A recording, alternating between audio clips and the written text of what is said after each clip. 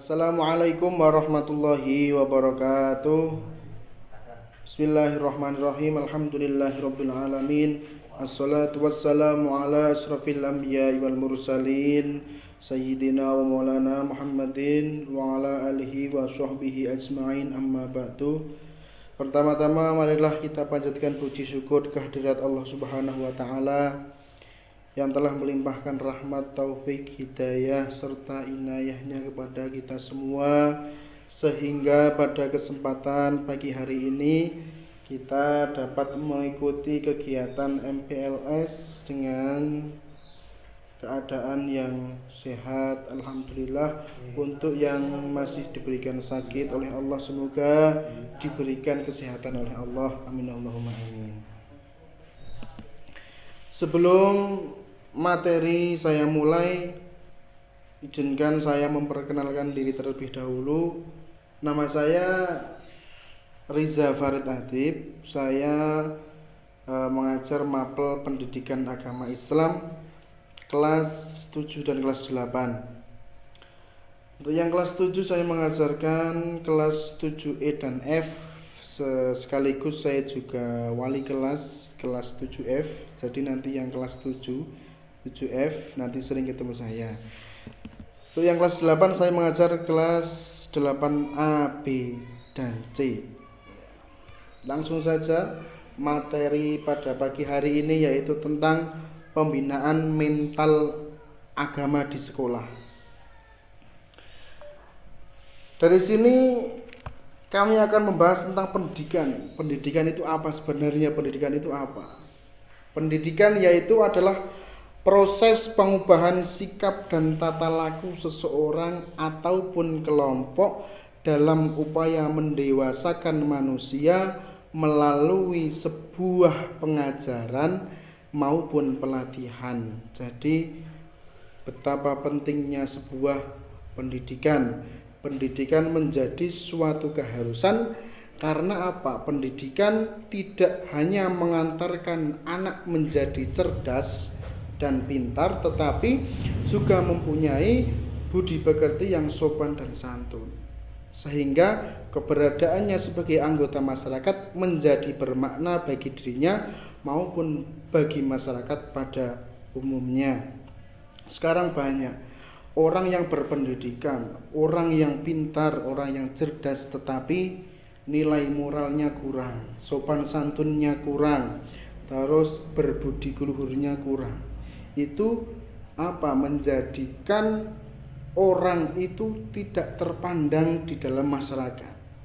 Kadang malah orang yang berpendidikannya rendah ataupun sedang-sedang saja, tetapi akhlaknya baik, terus berbudi luhur, bergaul dengan masyarakatnya baik, dia malah akan lebih terpandang di masyarakat.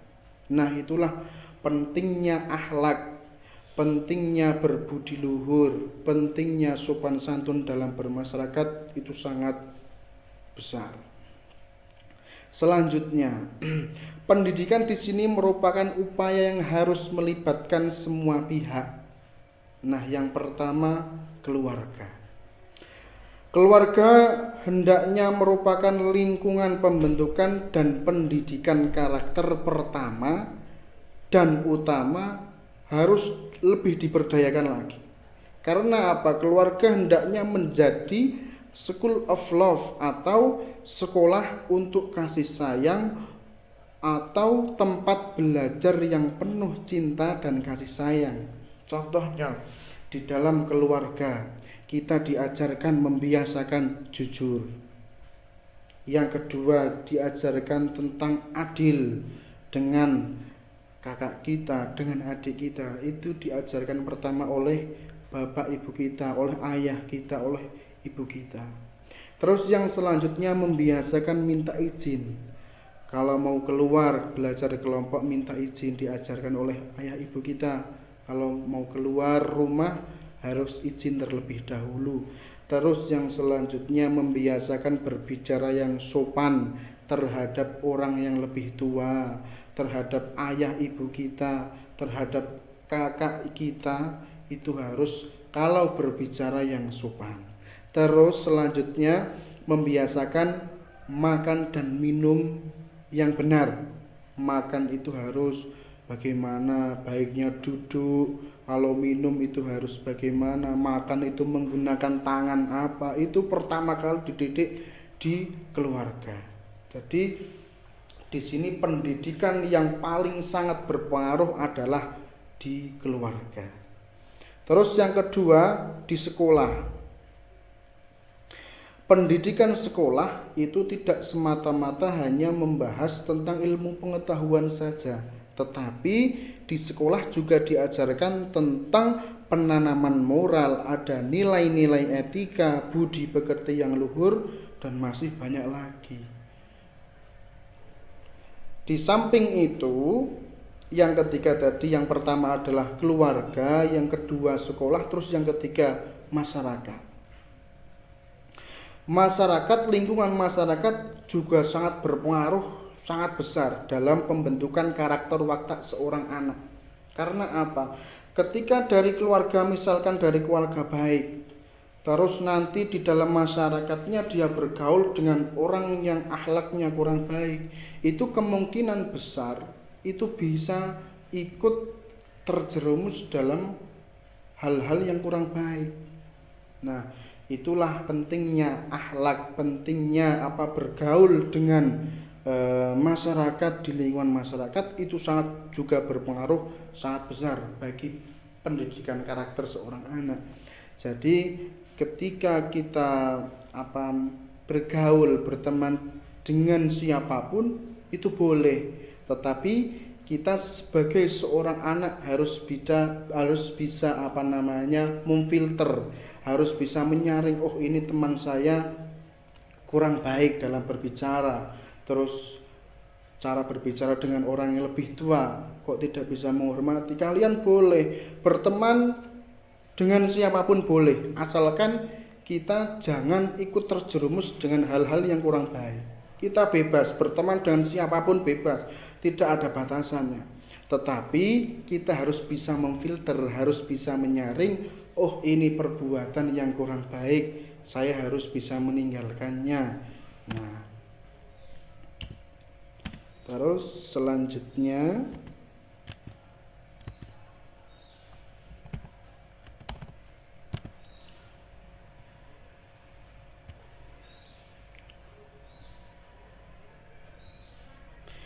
melihat dari sini, pendidikan agama di sekolah mendapat beban dan tanggung jawab moral yang tidak sedikit, apalagi jika dikaitkan dengan upaya pembinaan mental remaja. Ya, di sekolah itu pelajaran agama satu minggunya paling maksimal 3 jam. Nah, itu dalam waktu 3 jam itu guru agama dituntut untuk mengajarkan kebiasaan sehari-hari tentang moral, tentang akhlak, tentang beribadah yang benar itu bagaimana, tentang bergaul dengan orang itu bagaimana, cara menghindari makanan dan minuman yang haram itu bagaimana. Nah, itu diajarkan di dalam sekolah itu minimal maksimal 1 jam di sekolah satu minggunya. Nah, usia remaja ditandai dengan gejolak kejiwaan yang berimbas pada perkembangan mental dan pemikiran. Iya, di sini remaja itu masih labil, kadang masih masih kadang iya kadang tidak. Ketika berbicara, sekarang berbicara gini, nanti beda waktu berbicara gini lagi. Nah, itu yang namanya remaja itu masih labil. Terus yang kedua, emosi. Masa remaja itu kadang emosinya masih belum bisa terkontrol. Kadang ada masalah sedikit berkelahi. Nah, itulah remaja zaman sekarang belum bisa mengontrol emosinya. Terus yang kedua, kesadaran sosialnya. Nah, ini masih rendah tentang kesadaran sosial. Misalkan ada sampah di halaman sekolah. Nah, dia malah kadang cuek, tidak membuang sampah di tempat sampah malah cuek-cuek saja. Nah, ini namanya kesadaran sosialnya masih rendah. Itu remaja. Terus selanjutnya pertumbuhan moral. Ketika kok anak itu belajarnya agama di sekolah saja, tentu pertumbuhan moralnya akan sangat kurang. Tetapi kok ketika dia belajar agamanya ditambah di lingkungan sekolah, misalkan di TPQ, misalkan di masjid-masjid atau di pondok pesantren, tentu pertumbuhan moralnya akan tinggi. Nah, sikap dan kecenderungan serta pada akhirnya turut mewarnai sikap keberagamaan yang dianut. Nah, jadi ketika anak itu pemikirannya masih labil, emosinya belum terkontrol, terus kesadaran sosialnya masih kurang, pertumbuhan moralnya juga sangat kurang, itu akan mengganggu pola ibadahnya. Nah, jadi ibadahnya akan terbengkalai. Selanjutnya, hal ini mungkin saja dilakukan baik dengan mengajak peserta didik sama-sama mengadakan ritual peribadatan atau dalam rangka penghayatan makna ibadah, atau mengajak peserta didik terjun langsung ke dalam kehidupan masyarakat kecil. Nah, jadi ketika seorang guru agama itu mengajarkan misalkan contoh sholat, ya harus dengan praktek, harus terjun langsung, tidak hanya dengan materi saja. Karena ketika penyampaian itu hanya materi saja, tentu itu kurang maksimal. Jadi intinya mereka tidak hanya mendengar atau mengetahui saja, melainkan turut dilibatkan dalam permasalahan yang terdapat dalam materi pengajaran agama di sekolah. Kesimpulannya dari materi sekarang, yaitu pembinaan mental agama di sekolah, kesimpulannya adalah pendidikan itu adalah media yang sangat ampuh untuk membentuk sebuah kepribadian anak menuju kedewasaan. Pendidikan agama di sini adalah juga sangat penting dalam unsur pendidikan moral dan pembinaan mental. Pendidikan moral yang paling baik sebenarnya terdapat di dalam agama, karena nilai-nilai moral yang dapat dipatuhi dengan kesadaran sendiri dan penghayatan tinggi tanpa ada unsur paksaan dari luar. Jadi di dalam ilmu agama tersebut datangnya dari keyakinan. Karena keyakinan itu harus dipupuk dan ditanamkan sejak kecil, sehingga menjadi bagian yang tidak terpisahkan dari kepribadian anak sampai ia dewasa. Pesan saya, ketika suatu saat nanti kalian menjadi orang yang hebat, menjadi orang yang berpendidikan tinggi, mempunyai pangkat yang tinggi, pesan saya tetap menjunjung tinggi akhlakul karimah, tetap mengayomi masyarakat. Mungkin hanya ini yang bisa saya sampaikan, kurang lebihnya saya mohon maaf. Semoga bermanfaat untuk kita semua. Selanjutnya ada tugas nanti dikerjakan, ditulis di buku tulis, terus nanti dikasih nama, terus nanti dikumpulkan sesuai kelasnya. Nanti ada grup kelasnya, nanti bisa lewat foto, bisa lewat dokumen juga bisa, nanti dikirimkan. Soalnya